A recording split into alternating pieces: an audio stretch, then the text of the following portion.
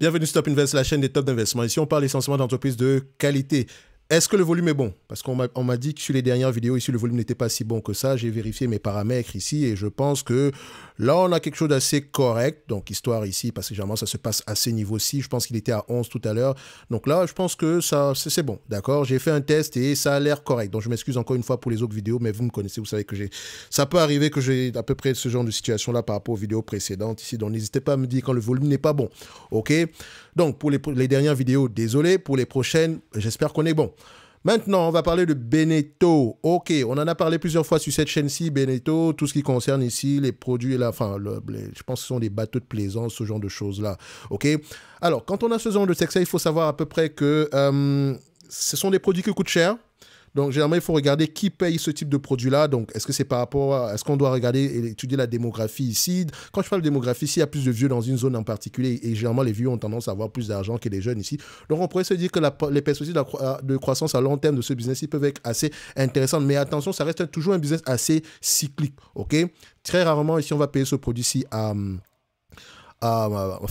plein prix, d'accord, on va jamais avoir tendance à le payer à crédit, donc avec les taux d'intérêt qui deviennent de plus en plus et qui sont de plus en plus élevés, il peut avoir des ralentissements, etc. Mais je ne connais pas à peu près comment ça se passe, quelle est la dynamique dans le secteur d'activité. Il semblerait-il que la dynamique reste bonne en date d'aujourd'hui, mais déjà, je vais vous montrer une chose. Quand vous voyez ceci, est-ce que j'enlève la courbe des prix, ok? Peut-être même c'est mieux ici sur Coifin, ok? Regardez. Je vais commencer par les revenus de la compagnie. OK?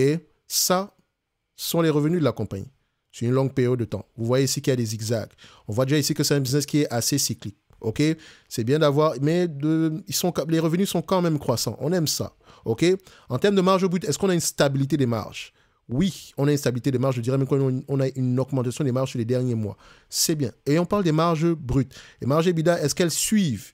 Vous remarquez ici qu'entre 2008 et à peu près 2014, on a eu des marges qui ont presque été divisées par 2, peut-être même pas par 3, oui, enfin, divisées par 2.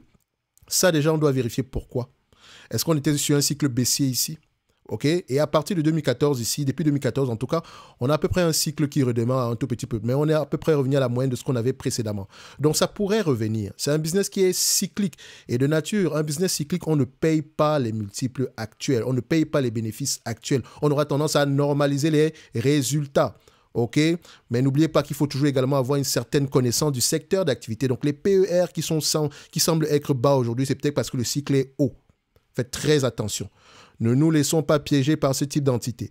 Quand on prend les net income et les free cash flow, histoire de voir si les deux parlent le même langage, ça, ce sont les net income, encore une fois, les bénéfices nets, les résultats nets, comme vous voulez. Ici, je compare avec les free cash flow. D'accord? Vous remarquez quoi? Les free cash flow sont en dents de scie. Les résultats nets sont peut-être même plus stables que les free cash flow. Or, les free cash flow comptent plus que les résultats nets. Donc, il faut faire très attention ici. Par exemple, sur les derniers, au mois de juin 2023 ici, l'entreprise a des bénéfices nets positifs, comme là, alors que les free cash flow sont négatifs. Ça veut dire qu'il y a quelque chose à aller regarder ici au niveau ici du besoin en fonds de roulement. OK? Ou bien, je pense bien que c'est au niveau du besoin en fonds de roulement, généralement, qu'il y a ce genre de situation-là. Donc, on peut encaisser, on peut faire des ventes ici, mais en fait, il n'y a pas d'argent qui rentre. Il faut faire attention. Donc, peut-être que c'est également la matière première qui coûte de plus en plus cher. D'accord? Donc, on a peut-être augmenté ici l'inventaire, ce genre de choses-là. Donc, il faut faire attention. Encore une fois, ça me force, excusez-moi, mon Google Home s'est allumé. Mais voilà, on va faire avec ça comme ça. OK? So, vous allez remarquer qu'on ne va pas payer des multiples très élevés pour ce business-ci. Et encore, on va même préférer un business qui se rapproche plus des actifs tangibles nets par action. OK? Alors, ce qu'on va faire, c'est simple. Pour l'évaluation ici, on va regarder premièrement les actifs tangibles nets par action, leur évolution. On préfère une entreprise qui a tendance à avoir un actif tangible net par action stable, avant même d'être croissant. Et il faut également regarder ici les fluctuations extrêmes. Entre 2020 et aujourd'hui, on a à peu près 300 millions de différence. Donc, on a 300 millions en quelques années, alors qu'entre 2009 ici et à peu près 2020, on n'a même pas, je pense qu'on a, on a à peine 100 millions de différence. OK? Donc, il y a quelque chose qui s'est passé sur les dernières années. Peut-être qu'on gagne beaucoup d'argent actuellement. OK? Pourquoi? Est-ce que c'est durable? Est-ce que c'est durable? C'est la question qu'on devrait se poser. Donc, si je dois l'acheter à ces actifs tangibles nets par action en date d'aujourd'hui, tangible book value per share, on a quel chiffre ici en date d'aujourd'hui? on ne va pas payer plus de 9,21 €. Je vous dirais que 9,21 €, 11,30 € d'entreprise est correctement évaluée. Donc, si je l'achète en date d'aujourd'hui, je l'achète presque à ces actifs tangibles par action. Et ça sous-entend que ces actifs tangibles par action auront tendance à augmenter dans le futur. D'accord? Et également, il faut absolument que les free cash flow soient positifs pour que les actifs tangibles par action ne fondent pas comme neige au soleil. OK? Il faut également voir les actifs tangibles par action de cette compagnie. Les actifs tangibles ici sont constitués majoritairement de quoi? Est-ce que c'est inventaire?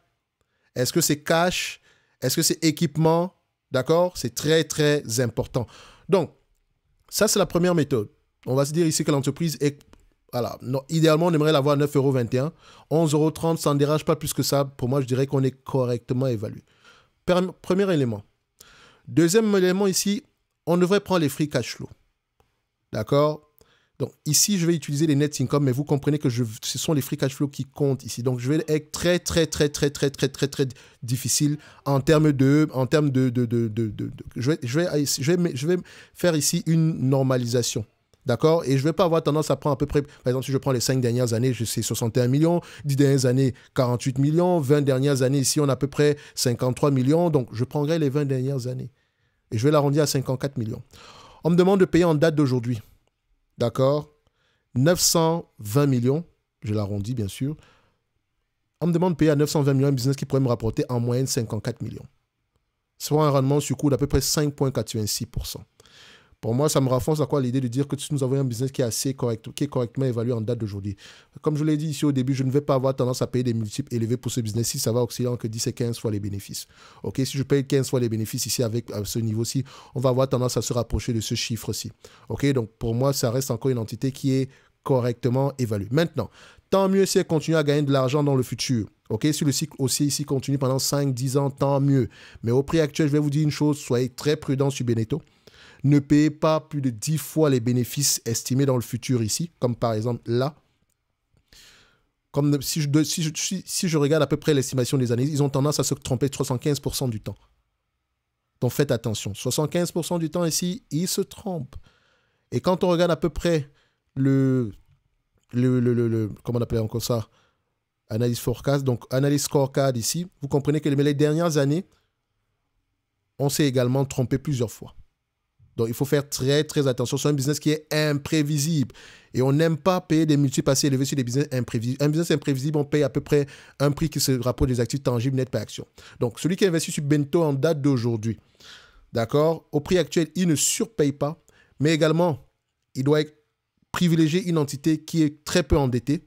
Est-ce que c'est le cas pour Beneteau? Ici, par exemple, on a remarqué qu'on était à peu près une cinquantaine de millions en moyenne par rapport aux bénéfices nets ici. Donc, je ne veux pas que la dette nette dépasse à peu près 150 millions. Est-ce que c'est le cas? On a une dette nette de 100 millions ici, donc ça va, c'est correct. OK? Donc, c'est déjà une bonne chose. Donc, elle a la capacité de souffrir. Aujourd'hui, elle gagne peut-être beaucoup d'argent sur le papier parce qu'en termes de free cash flow, ce n'est pas trop ça. Parce que quand on regarde les free cash flow ici à l'arrière, donc ces free cash flow-là sont en dents de scie. Même si les analystes attendent à voir quelque chose d'assez intéressant pour les free cash flow dans le futur. Mais même si on paye même 10 fois les free cash flow ici, on va se rapprocher encore du prix actuel. D'accord? Donc, faites très attention sur ce business-ci. Du point de vue dividende, déjà, ne pensez pas que ce dividende va avoir tendance à être stable. Parce que dites-vous qu'en date d'aujourd'hui, quand on paye à peu près 3,72% ici pour le dividende, par rapport aux 900 millions qu'on a en date, 920 millions ici, je pense que c'est ça, 920 millions ici de capitalisation boursière. Donc, on dépense à peu près 34 millions pour les dividendes en date d'aujourd'hui. 34 millions sur le 5 ans, je pense que c'est combien? 59 millions qu'on rapporte généralement ici, en moyenne. Il nous reste à peu près 25 millions pour payer la dette. Donc, c'est possible de garder ce niveau de dividende ici dans le futur. C'est possible. Mais vu l'historique de la compagnie, elle se réserve le droit de couper ce dividende-là en période difficile. Parce qu'elle-même ne sait pas pendant combien de temps la période difficile peut durer. Et comme je l'ai dit, soyez très prudents sur Beneteau. S'il fallait me choisir, je pense que Beneteau, ça me rappelle une autre compagnie européenne ici qui fait j'oublie peut-être le nom ici, qui fait à peu près la même chose. Katana, c'est bien ça?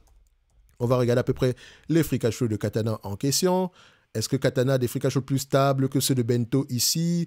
On attend l'information. Bon, c'est pas grave. L'information, elle arrivera le moment venu. On va quand même vérifier ici au niveau de Beneteau, l'utilisation des actifs, l'utilisation efficiente des actifs ici. On va voir. Est-ce qu'on a un chiffre au-dessus de 15? Non. Vous voyez? En dessous de 10. Ça, encore une fois, ça m'encourage ici à dire que c'est peut-être pas assez intéressant, c'est peut-être pas un business très qualitatif à long terme. En tout cas, le passif ne parle pas pour elle. Et quand on compare avec Katana, regardez une chose sur Katana, stabilité, croissance. À partir de 2017, augmentation, voilà, petite réduction ici, mais on reste en tout cas au-dessus de 10%. OK? À partir de 2018, on a à peu près aux alentours de 10% par là. Si je prends ici une compagnie que j'aime bien aux États-Unis, MBUU, qui fait à peu près la même chose, mais en fait, on est toujours sur des bateaux, mais un peu de différentes catégories ici.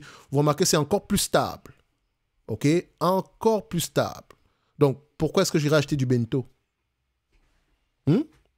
Donc, faites attention aux multiples actuels. Ne payez pas des multiples très élevés ici parce que ça, c'est un business assez imprévisible. On n'aime pas les business imprévisibles. Le marché n'aime pas les business imprévisibles. Et les business imprévisibles, on ne paye pas plus que 10 fois les bénéfices et on ne paye pas plus que les actifs tangibles net par action et en sous-entendant que ces actifs-là auront tendance au moins à être au même niveau dans le futur.